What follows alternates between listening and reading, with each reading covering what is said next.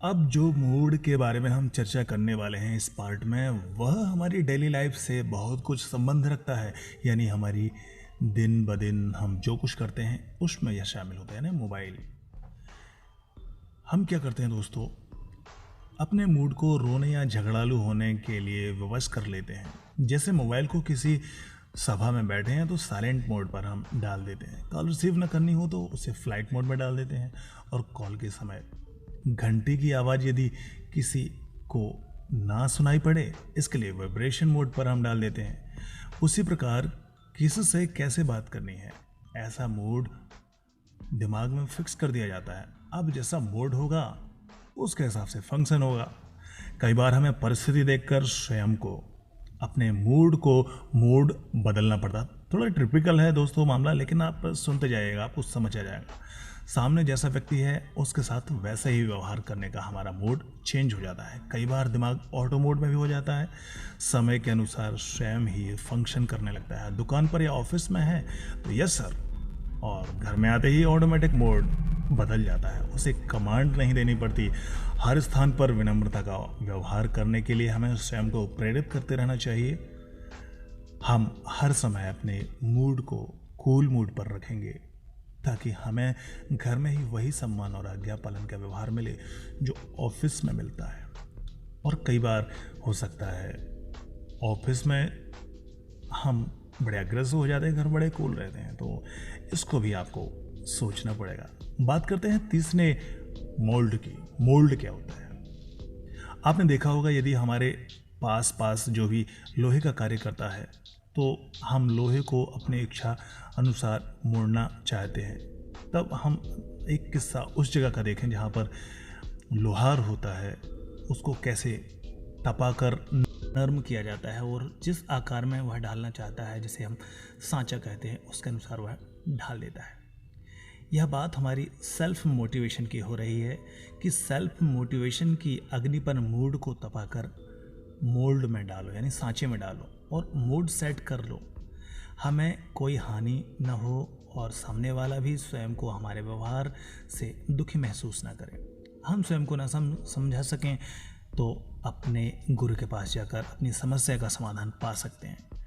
एक डॉक्टर महिला को अपने पति के गुजर जाने के बाद उसकी संपत्ति का कुछ रिश्तेदारों द्वारा हड़प लिए जाने के बाद बहुत दुखी थी। उसकी 2 बेटियां डॉक्टर थीं। बेटियों ने कहा कि महात्मन, माँ को समझाओ, हम अपने पिता को तो पहले ही खो चुके हैं, अब माँ को स्वस्थ देखना चाहते हैं। केवल संपत्ति का 10% है, हमें नहीं मिला वो भी। वैसे भी हमें कोई कमी नहीं है। उससे गुरु ने समझाया कि अपनी असली संपत्ति को पहचानो। यस, जो तुम्हारी बेटियां हैं यही तुम्हारी असली संपत्ति। जब पति ही नहीं रहा तो उन बेजान टुकड़ों के लिए अपना जीवन क्यों व्यर्थ कर रही हो? महिला को मोटिवेशन मिला और गुरु की बात समझ आई। उसकी मनोदशा नॉर्मल होती गई और वह सुख के मूड में अपने आप को उसने ढाल लिया, यानी उस सांचे में उसने ढाल लिया जिस सांचे के लिए बात हो रही है। दोस्तों, अनुकूलता पहचानो और प्रतिकूलता में अनुकूलता खोजने का प्रयास करो। चौथा और आखिरी किस्सा। दोस्तों, स्वागत करते हैं हम आपका इस चौथे हमारे मूड के उस स्टेटस के बारे में जहां पर हमें कोई ना कोई चीज़ ऐसी मिल जाती है जो हमेशा के लिए उलझा देती है। तो कैसे बच सकेंगे, इसको जानने की हम कोशिश करते हैं। जहां दिमाग उलझे वहां से अपने विचारों को मूव करो, वरना वे आपकी मूवमेंट में, प्रगति में, प्रोग्रेस में अवरोध खड़ा कर ही देंगे। हमें हर समय चिड़चिड़ाने वाला या बदमिजाज का कलंक लेकर नहीं, अपितु खुश मिजाज और जोली नेचर का तमगा लेकर जीवन व्यतीत करना है, वरना हमें कौन लाइक करेगा। हम जीवन में अकेले पड़ जाएंगे। हमारा खराब मूड ही हमारा शत्रु है और हमारा जॉली मूड ही हमारा सबसे बड़ा और अच्छा मित्र है। हमारे हमेशा अपने अच्छी मूड को अच्छी दिशा देना हमारा एक नैतिक कर्तव्य भी है और व्यावहारिक भी। और हमें अपने जीवन को रेस करना है। बस ऐसा मन में कहें कि मुझे शांत रहना है, मुझे सहज रहना है, मुझे सकारात्मक रहना है, मुझे संयम से भी रहना है, क्योंकि जो हमारा मूड होता है वह हमारी लाइफ में असली धन होता है। स्वास्थ्य भी हमारा असली धन है, चरित्र भी हमारा असली धन है, और यह सब कहीं ना कहीं डिपेंड करता है हमारे मूड के बारे में।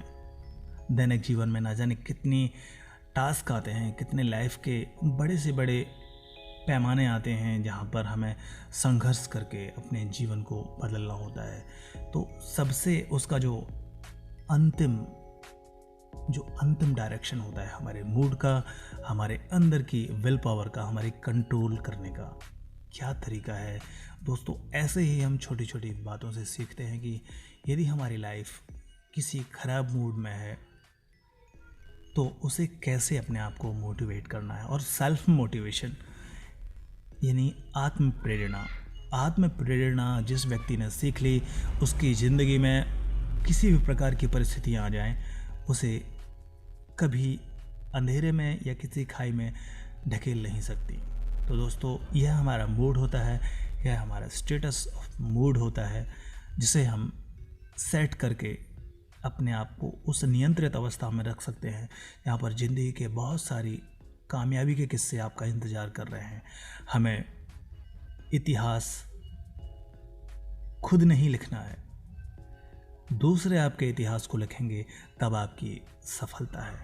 दोस्तों, इन्हीं बातों के साथ मैं आपसे विदा ले रहा हूँ। यदि आप हमारे इस चैनल पर नए हैं तो ऐसे ही कुछ नए ज़िंदगी से बदलाव वाली स्थिति और ज़िंदगी को कैसे अपने अच्छे किस्से में बदलें, किससे अच्छे सांचे में बदलें, ऐसी बातों को मैं हमेशा लेकर रहूँगा और आपका सहयोग ज़रूर रहेगा। मैं नया हूँ यूट्यूब पर, और दोस्तों विश्वास है आपका कि आप इसे शेयर करेंगे, लाइक करेंगे और हमेशा अपना साथ बनाए रखेंगे। Thank you so much. Have a nice day.